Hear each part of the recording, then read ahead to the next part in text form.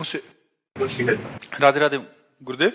गुरुदेव भगवान, जब भी कभी मंदिरों में उत्सव होता है तो ज्यादातर बर्तन टेंट हाउस से आते हैं। उन बर्तनों में नॉन वेज भी बना होता है और वहीं बर्तनों में प्रसाद बन के भोग लगता है। ऐसे में प्रसाद अगर वैसे तो मना वैसे करें, मतलब हम वृंदावन की बात कर रहे हैं, बाहर की तो बात हमें ज्यादा ज्ञान है नहीं।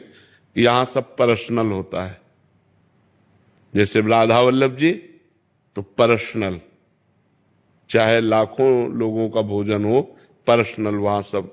वहां रसोई में किसी का पात्र भी प्रवेश नहीं करेगा।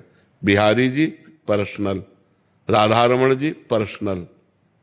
हाँ, जनरल गांव गली की बात हम नहीं कहते। बाहर जो जैसे ये धाम या पुरियों से बाहर का जैसे माहौल है, अभी जम्मू में रह रहे हैं तो वहां तो टेंट हाउस से बर्तन आते हैं तो उसमें नॉन वेज भी बना नहीं होता है। नहीं नहीं नहीं तो ऐसे में कोई प्रसाद दे नहीं पाना चाहिए, नहीं पाना चाहिए। वो प्रसाद हुआ ही नहीं।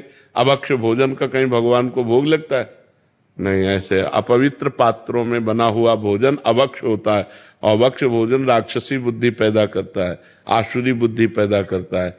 इसीलिए नहीं, ये बिल्कुल नहीं। जिन बर्तनों में प्याज लहसुन बना होता है पहले और बाद में हमने उसको छोड़ दिया तो वो पात्र भी नहीं, प्याज लहसुन इतना निषेध नहीं है कि जिन पात्रों में प्याज लहसुन बना उन पात्रों का मार्जन करके यदि आपको भोजन बना के दिया जाए, उतना निषेध नहीं। मांस वाले में निषेध है। प्याज लहसुन कोई बुरी चीज नहीं है। आप हमारी बात समझो।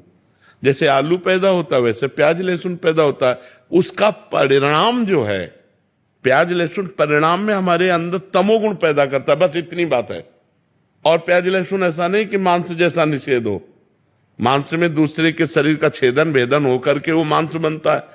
लेकिन प्याज लहसुन तो जैसे आलू है, गाजर है, मूली है, नीचे फल की तरह प्रकट हुआ है, बस वो तमोगुण प्रकट करता, बस और कोई बात नहीं।